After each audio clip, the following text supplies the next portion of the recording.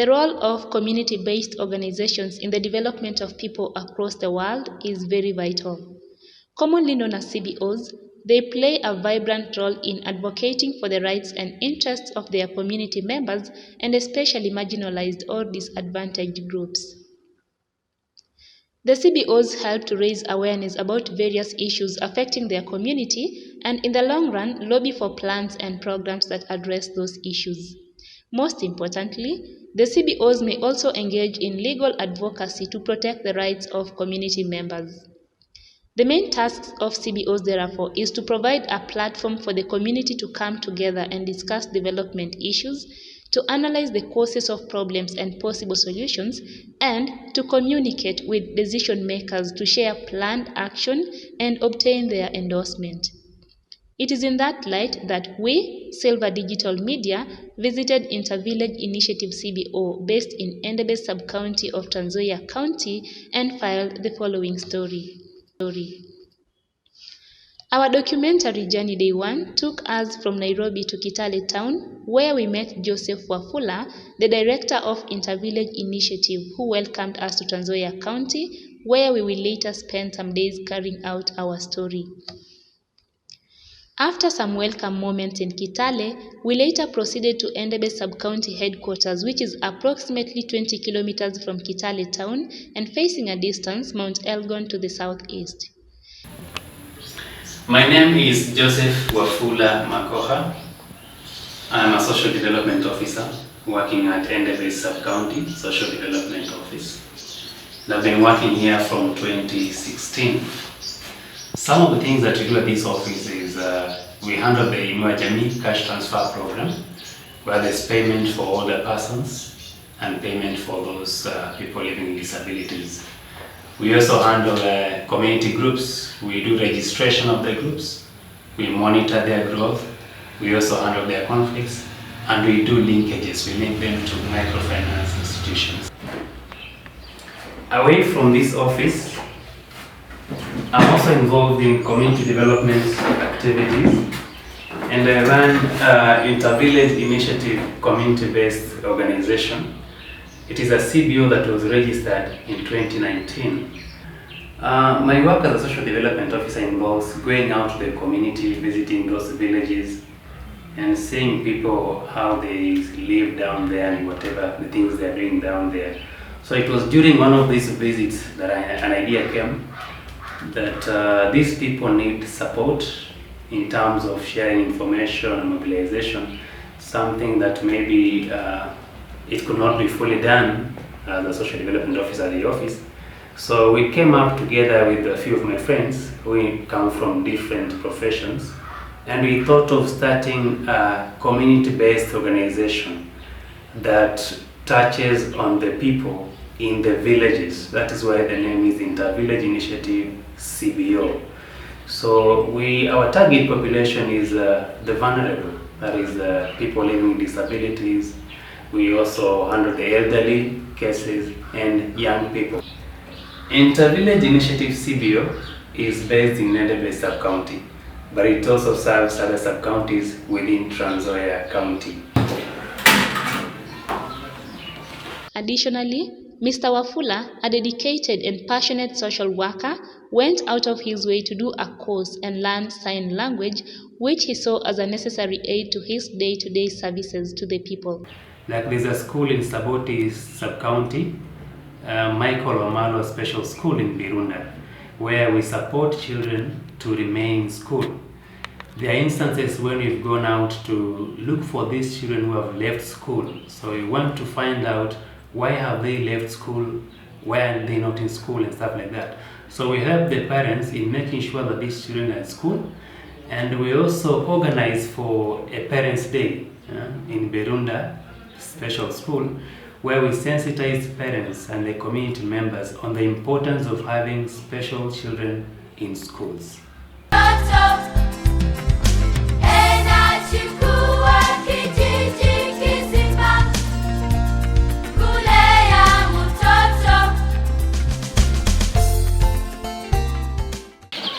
My name is Sylvester Minjali, the head teacher of Michael Omalo Special School for HI Virunda. It's a school for learners with hearing impairment, or rather it's called the deaf. This school has 85 learners up to now, and it has learners from PP1 up to class 8. That is including foundation class for those who are multiply handicapped, and our junior secondary school. This initiative, Intervillage Initiative Group, has on several occasions come in at our hour of need, especially when we find that some of our learners may not be in school at the time when they are supposed to be. So they have the capacity of reaching out to the villages where the learners stay, and they have been able to bring them back to school. And even as much as I remember, last year our KCPE class had three learners who were away from school for about a term, but through the CBO they were able to be brought back, and they did their KCPE and keep their exams successfully. 100% turnout. We are very grateful to the CBO. Activities take place including learning, playing, and sporting. Thus, even with them, learners having hearing impairments can still learn what others learn, though using sign language. Being a special school, there are, however, a number of challenges that arise, and with that, Mr. Sylvester, the head teacher of the school, lays bare to us the state of things at the institution, mentioning the challenges that he encounters. As a school, we also have challenges, and the main challenges are the lack of adequate funding from the various stakeholder organizations. Because the parents of these children, most of the parents of these children have very low income. Some of the learners are marginalized, and quite a number are orphans. Given the home background of the learners, their daily needs cannot be met by the school if the school is not well funded. That is a major challenge as per now, and we hope that Intervillage Initiative CBO will one day link us to partners who will be able to support the school for comfortable learning and comfortable. He in particular mentions how Intervillage Initiative CBO has been supportive to him. Through sensitization, creating awareness for the parents to understand that having a learner, a child with disability, is equally important for a parent to take care of that child the way they do with the others that have no disability. So that awareness has in a way helped to improve the situation, but quite a number still need that sensitization, and that is the work that we're looking for.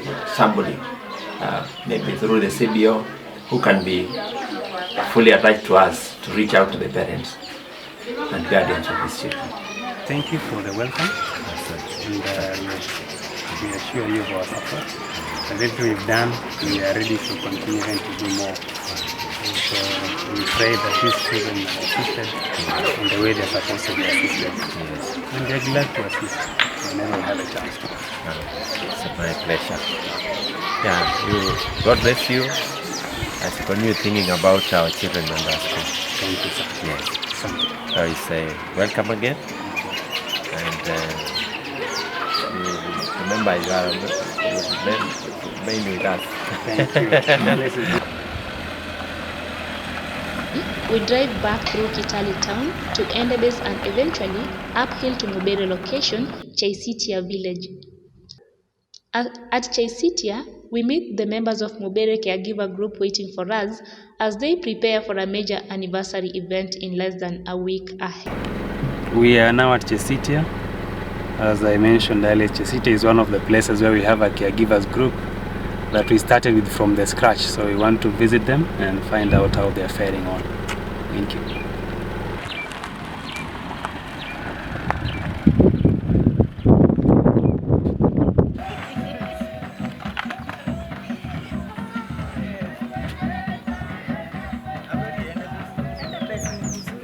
Mubere Caregiver Group is a major milestone of Intervillage Initiative CBO.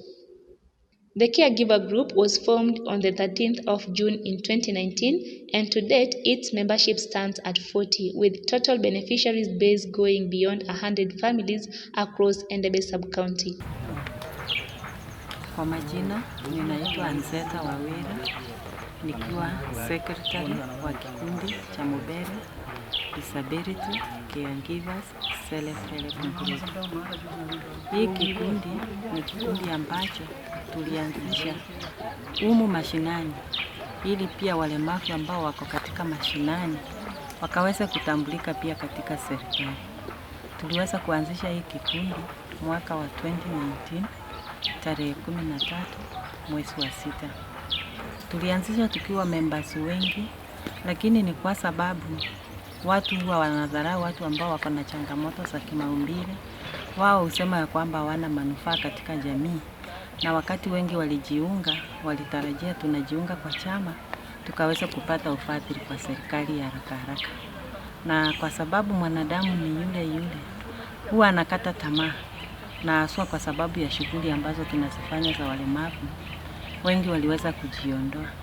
Na wale ambao waliweza kukubaliana na sisi, tuliweza kumbaki members 20 ambao ni caregivers na disabilities 20, ikiwa ni mchanganyiko ya watoto walemavu na hata pia wazazi walemavu. Wakati tulipoanzisha kikundi, tulitarajia pia tujulikane na serikali ambayo iko. Tuliweza kujikaza mwaka wa 2021, tukaweza kupata ufadhili wa kwanza kupitia Catholic Diocese of Kitale. Wakaweza kutupa pesa taslimu 33,000 ambayo tumewekeza katika makondoo 6 na mbuzi 1, na kufikia kiwango ya sasa tumelima shamba ekari 1 ambayo iko tayari mahindi na maharagwe ikiwa ndani. Mwaka wa 2022, mwaka jana, National Council for People with Disability waliweza kutufadhili chama shilingi 80,000, na kwa sababu tukaona haitoshi ile project yenye tulikuwa nayo, pia nasi tukiwa wanachama tulikuwa na pesa kiasi katika account, tuliweza kuongezea 16,000, kwa hivyo yote ikawa total 96,000. Tuliweza kuchukua tent ya 100 seaters ambayo tuna invest mahali pale na iwe kama generating project. My name is Initiative CBO. I work for National Council for Persons with Disabilities as a county director in charge of disability service in Trans Nzoia County.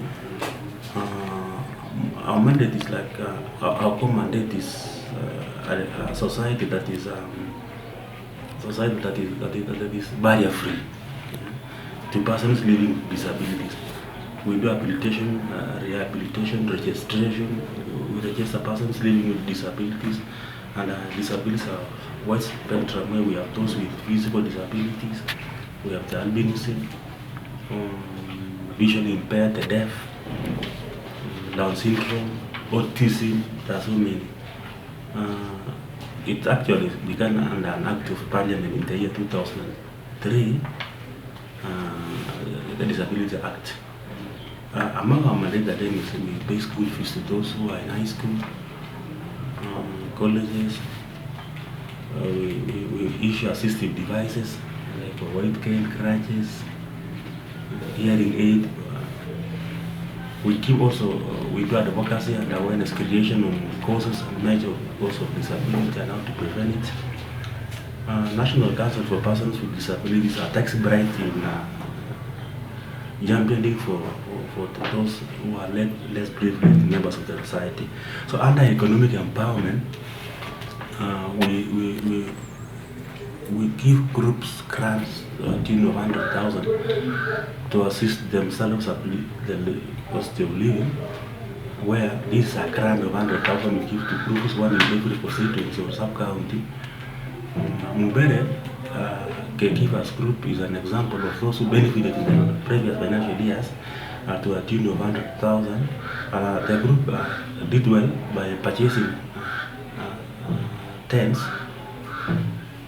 What the group is lacking is maybe going forward we consider funding them again to purchase seats and public address system for them to fully operationalize on the quest for economic empowerment. Mubere Caregivers Group is domiciled in Intervillage sub-county. Intervillage is one of our sub-counties in Trans Nzoia County. The group did well. They prudently used the money well. They have the books of accounts records kept well. So it is evident that the group can manage if supported in the near future. The village has been disadvantaged in terms of access due to poor road network and lack of major services like clinics and health centers. Changamoto kwa mwezi kama huu, hawa walemavu mambo ya njaa wanalemewanga, ndio nasikia wengine nakufa sababu ya wazazi hao wajiwezi, wakiwachwa waenda kutafuta wanawachwa hapo.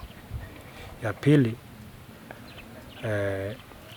hawa wingi wa wazazi wao wajiwezi kabisa. Alafu saa ile wanatakana waende kama wamepewa kitu, kama wameitiwa kitu, kama ende Besuko. Kufika huko ni ngumu sababu ya barabara iko mlima, hata ikinyesha barabara ni mbaya. Hata kwenda shule wengine, umbali ya shule haiwezi kuruhusu hata wafike shule. So mlima huu kwa changamoto ya aina ya hawa aina nyingi, sababu vile nimeeleza, njaa, barabara, wazazi wajiwezi. Pia hao watu fedha hawezi pata ya kwenda kama NDBs, sababu kama mzazi hana ataitwa tu, lakini atastukia tu labda imefanyika ile imefanyika kwa ofisi sababu ya fedha au report kupata saa zingine na kuanga ngumu. As a way of empowering the people of Mubere, Intervillage Initiative CBO has been championing for collaboration and partnerships for community development. People, then also they come up with income generating activities which also boost their social and their economic base in that neighborhood. Then also with these groups of caregivers of people with disability, there's awareness, there's much enhanced awareness in the community because people know that, okay, so when we are together, so we can do more. So sometimes there are activities that involve persons with disability and involve these parents. When they come, later on they ask you, hey, so parents with disability children can also dance, they can also laugh as if they don't have these problems. You say yes, and that is the essence of these groups. They empower them, they give them strength, so they accept themselves as parents of children with disability. They accept their children and they're able to support them better than when they are alone, each one of them in their own home.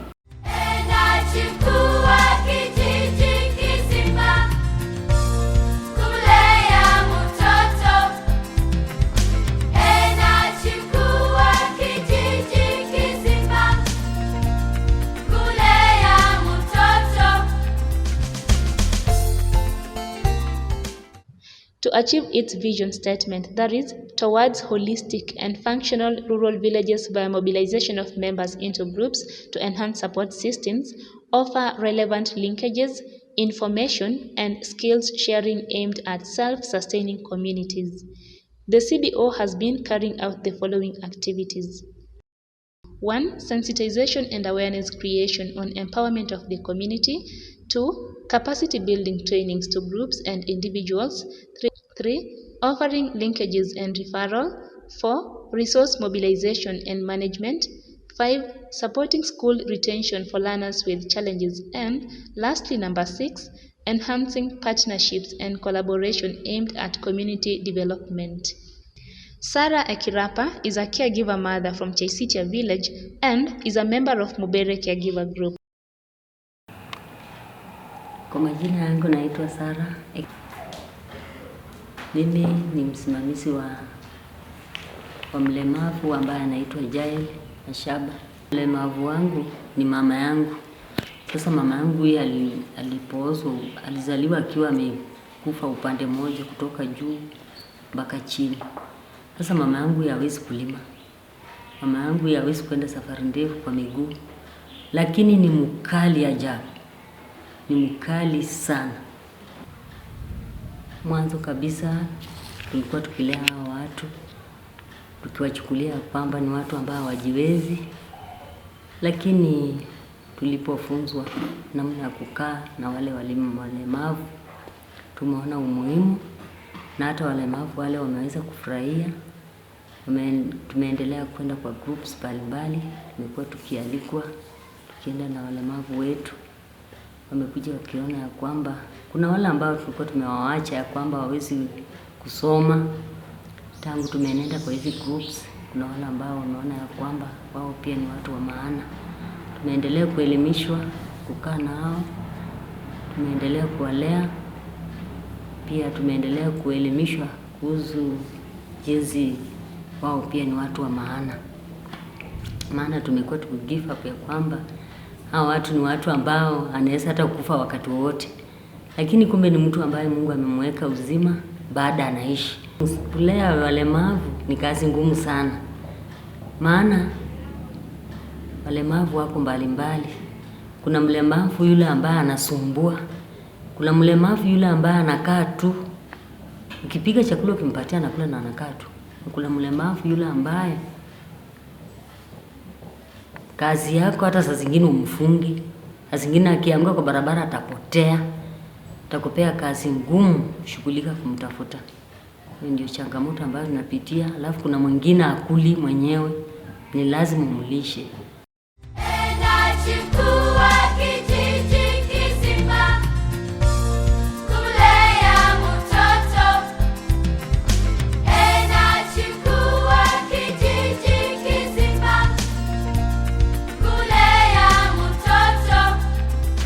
So I'm Daniel Kipkochoi, the County Coordinator for Social Development, Trans Nzoia County. So I work with the Department of Social Development, and this department is operating in this county, and the vision of the department is to empower communities, families for social economic development. That is now the vision. So this department is given the mandate to register community groups as per the 2022 the bill, which came to force on 30th of July 2022, and it gives the operation the whole operation of the registration of groups. Lazima ulikuwa umefikiria unataka kujenga nyumba. Kwa nini? Si unataka kuishi kwa hiyo nyumba? Hata vikundi vinavyo ni kama nyumba. Unatekeleza kitu cha kwanza, unatambua shida iko, unaendelea mpaka mwisho unapata ile tunaita results. Matokeo mazuri. So leo tuko hapa kusherehekea matokeo mazuri. Kwa hivyo ni makofi kwenu, mjipigie makofi. Basi hata sina mengi, nataka tumshukuru nyinyi wote ambao mmesanyika hapa. Najua mmefanya kazi nyingi. In fact hata officers wangu nataka nisema asante sana, mmefanya kazi nzuri. Mpaka leo hata mimi nimefika hapa kuja kujumuika nanyi kusherehekea hiyo miaka 5. Nimeona the results. I have seen the impact. nimeona matokeo mazuri. Tuendelee katika vikundi. Tumekusanyika kwa sababu ya nini? Hivi vikundi. Nataka niwape advice moja.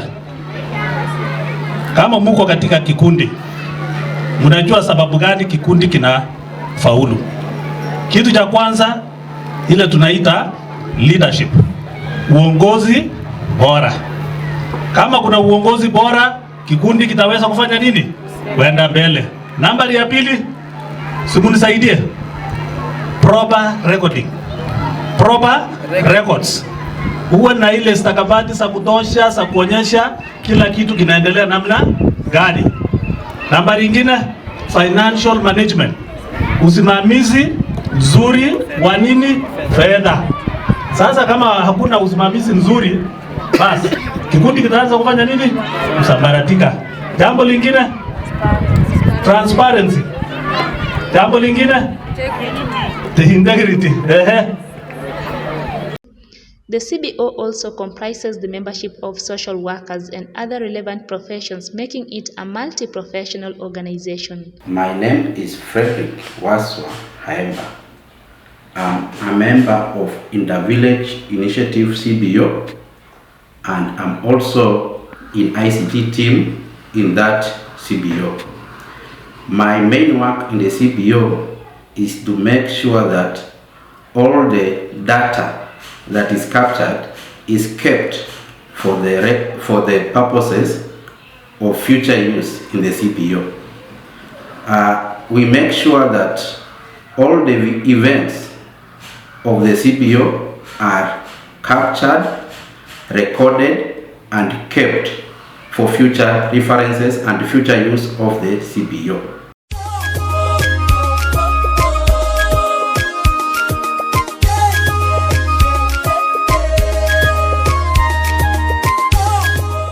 Mr. Bernard is also an associate member of the group who has been very instrumental in educating and empowering the members of the group. Mr. Bernard is vocal across the county, also advocating for matters of people living with disabilities. So in day 2 of our documentary, we visit one of our friends, Bernard Masyoga, from Goseta in Kwanza sub-county here in Trans Nzoia. And Mr. Bernard is going to share with us largely on how he has been working with people who are living with disabilities, and disabilities of various forms. There are people with cerebral palsy, it's called what? Cerebral palsy. There are people with other forms of disabilities. Mbere ni kikundi kiko mixed, kiko na wazazi, alafu tena kuna walemavu kati yao ndani, na kiko katika rural setting ya huko. Rural setting hiyo inamaanisha ya kwamba one of the changamoto ambazo zinatokea katika sehemu hiyo ni kwamba ugumu ya kujikubali ama kuja wako na mawazo ya kwamba shughuli za ulemavu wanapaswa tukusaidiwa, sio kutoa. So wana changamoto ya watu kutoa pesa kwa ajili ya kujiendeleza kama kikundi, kwa sababu ya hiyo dhana ya kwamba ati sisi tunafikiria tumekuja kusaidiwa, tena tunaomba pesa. Sasa hiyo inakuwa wanapitia hiyo changamoto sana. Ku raise funds inakuwa ni shida kwa jambo lolote. Hiyo ndio mimi nafahamu ya kwanza. Ya pili, pia hiyo inaandamana na mambo ya illiteracy. Watu awareness kabisa, hawajawahi kuelewa kwa undani kidogo mambo ya ulemavu, jinsi ya kuweza kushughulikia.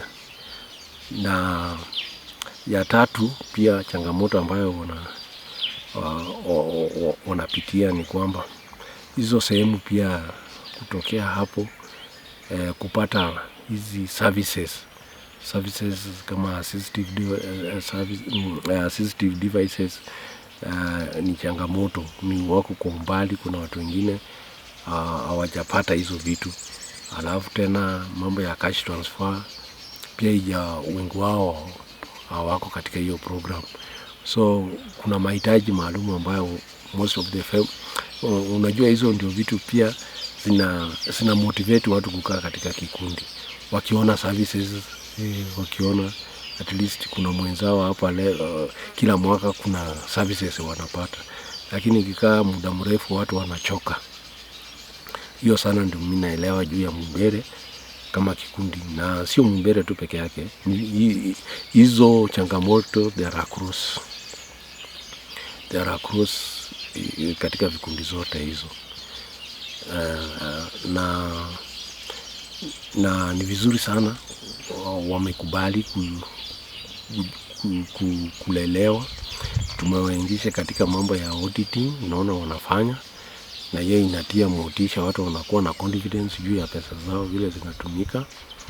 Naona wanapeana returns, naona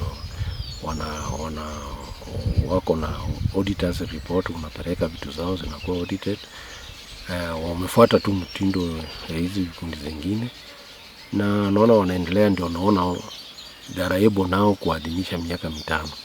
Hiyo ndio naweza nikasema hiyo safari, kwa sababu najua diocese iliweza kuwapatia pesa fulani, ndio wako na mradi wa kondoo.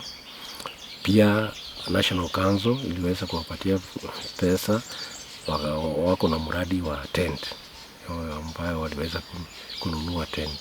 So wana kitu sasa ya kuweza kuwasalisha bila wanavyoendelea.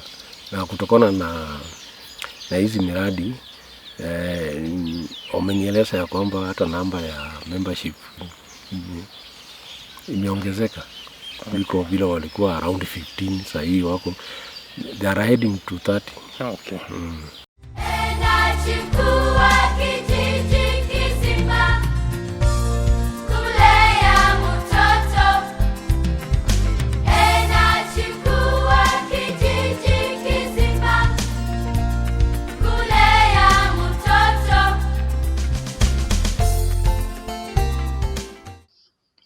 Amidst the challenges of funding and establishing lasting partnerships and meaningful collaborations, Intervillage CBO is still focused on future plans of being the leading catalyst and architect of rural village development in Trans Nzoia and beyond. Imekuja kutokana na uhamasisho ambayo wamefanya mpaka wameingia kwa budget. Hiyo ndio naweza nikasema sana hasa hali ya awareness mahali inaweza fikisha watu. So sisi katika hizi vikundi zingine kama hizo za autism, Down syndrome, cerebral palsy wako katika huo mkondo. Nao waone ya kwamba serikali imewatambua kama waweze kuingia na katika hiyo budget. Lakini uzuri nimepata habari ya kwamba mwaka huu wali participate katika hii budget ambayo inaenda kusomo, wamekuwa considered in one way. Autism na with other spectrum disabilities. Kutakuwa na jambo ambalo litatokea baada ya hii budget kusomwa juu ya hiyo mwamko. So kutokana na hayo nasema ya kwamba we have been on a right track of establishing hizo vikundi. Zimesaidia kwa kuleta huyo uhamasisho. Na sisi tukawa part. Tumekuwa tukipigiwa simu wakati wa hiyo public participation, tuliwasilisha majina, namba yetu ya Down syndrome, tukawasilisha namba yetu kama county ni wako katika vikundi. Tukawasilisha majina ya cerebral palsy, tukawasilisha autism. So tukaona we are a part and parcel ya process ya shughuli za ulemavu katika Kenya hii yetu. Unajua sasa hivi mtu from Nairobi recognizing ya kwamba mko na such vikundi ziko na wanawahusisha katika hiyo uhamasisho. So tunaona at least in due course, mtazamo wangu in due course in 5 years to come, hizi disabilities sasa hizi zugu ni tunaita zugu zitapata ufadhili ule wa kutosha, kwa sababu kwa sasa wanahangaika mambo ya therapy, wanahangaika mambo ya diapers, wanahangaika mambo ya assistive device. So mimi naweza nikaona ya kwamba in few hiyo mwaka hata kwangu mimi naona katika hizo sehemu za disabilities mambo kama cash transfer fund iwe just an automatic thing ya kwamba mtoto anapozaliwa tu na ulemavu aina ya autism CP anaweka tu straight katika hiyo program. Kuna kungojea nini? Hiyo ndio ndoto yangu kubwa sana. Ningependa kuona it is achieved in due course, naiwekea framework ya 5 years kutokea sasa, tukiendelea na hiyo uhamasisho. Partnerships and collaboration to be able to support more families in their socio-economic endeavors, and finally to develop a strong financial base to be able to sustain our activities. The CBO has still pending projects, namely mapping of people with disabilities service providers within Trans Nzoia County, launch of male involvement in disabilities program, women village elders empowerment program, and champions against teenage pregnancies. Yale mambo ambayo Bwana Bernard ameyataja ni muhimu sana na tunayaona katika community, kwa sababu vikundi vingi vinapoanza, hata si tu za caregivers za walemavu, wengi wakianza wanaanza wakijiuliza nitapata nini kwa hiki kikundi, badala ya kuuliza nitaleta nini katika kikundi, nitafaidi vipi hii community ambaye najiunga nayo, wanauliza nitatoa nini hapo, na ninaangusha vikundi vingi, kwa sababu akiingia na kutarajia kitu hapo, akikaa siku 2-3 hakuna kitu kinakuja, anatoweka. Lakini akiingia akijua nafaa kuchangia kwa njia moja au nyingine, atadumu katika kikundi, kwa sababu atakuwa na participate kuleta resources ambazo anataka kushare na watu wengine. So imekuwa challenge kubwa sana kwa groups, kwa sababu tunataka kufaidika bila kuchangia hiyo faida ambayo nataka kushare. So I think kupitia kwa walimu kama Mwalimu Bernard na wengine, tutasaidia kuhamasisha jamii ili mindset iweze kubadilika, watu wajue nikijiunga mahali nafaa pia kuweka mchango wangu ili nifanye nini, nifaidike. Mimi ningependa kushukuru sana ofisi zetu za social services hapa Kitale. The officers wamejitahidi na wako on the ground sana kwa watu, na watu wengi wanawategemea sana katika hii shughuli yote, na inapofika kwa wakati kama kuna exercise, major exercise, naona at least wanaongeza namba ambazo ziko, wanajaribu kuassist where it is possible. Ningependa kusema ya kwamba mimi mwenyewe kibinafsi kwa hasa kwa Mr. Wafula, I've learned something ambayo kila siku huwa namwambia nikipata an opportunity, kulingana na ile sherehe ambayo tulifanya ya Deaf Day ya last year.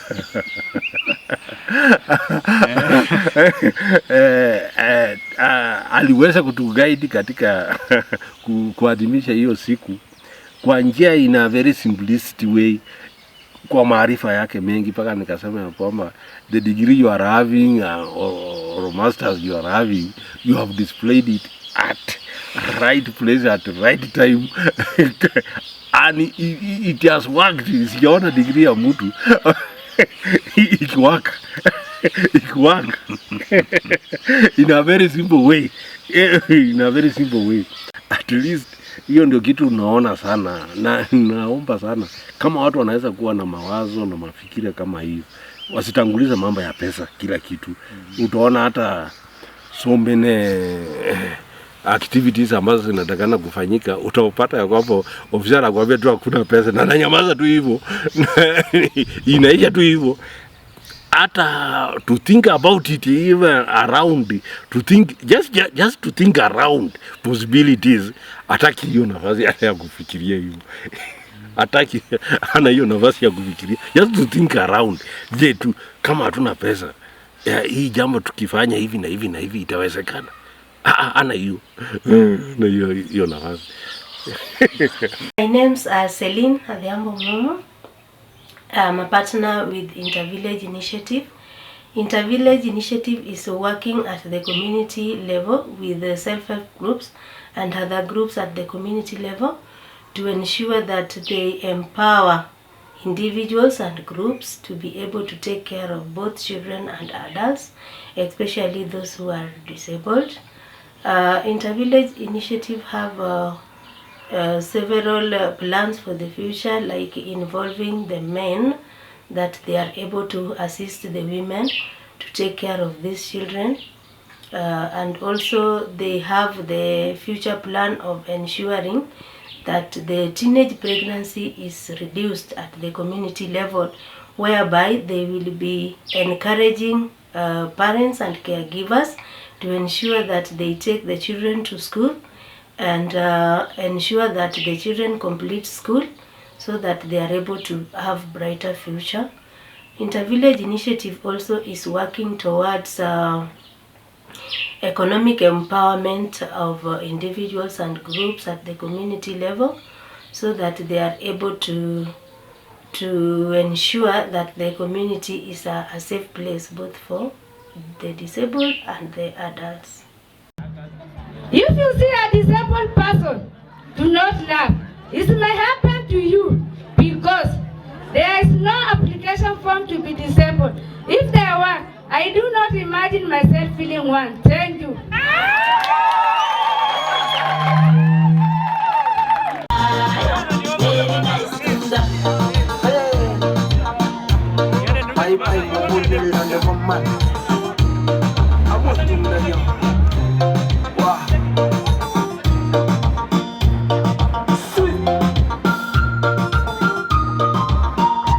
Today, the world again marks World Albinism Day, which is usually celebrated on the 13th of June of every year. Na leo tumejiunga na mmoja wa wale ambao wako na ulemavu wa aina hiyo, that is albinism. And so we are going to hear from Grace, who is one of those people that have that nature of composition. So Grace, okay. Are there times you feel like your self-esteem, unasikia ni kama uko down kabisa, ama wewe umejipa moyo umesema ni maisha na yeah, sometimes just like you feel like giving up. Yeah, just unajikaza tu. Okay. Yeah. So that is from Grace, and maybe for many others. Today we want to speak to our people who are maybe having the same condition or situation like Grace, and for us we want to appreciate the fact that we never define on how we will be born or how people are born. We are people with various forms of disabilities, but we want to tell them today that being disabled is not being unable to do quite a number of things. We are happy like Grace here is a student who is doing a course that indeed is of great need to society. So we are telling you that the world still has hope for you, even if you are of this nature or another nature, and that life has to go on. Thank you so much, and celebrate with Grace and all that have the same condition like Grace on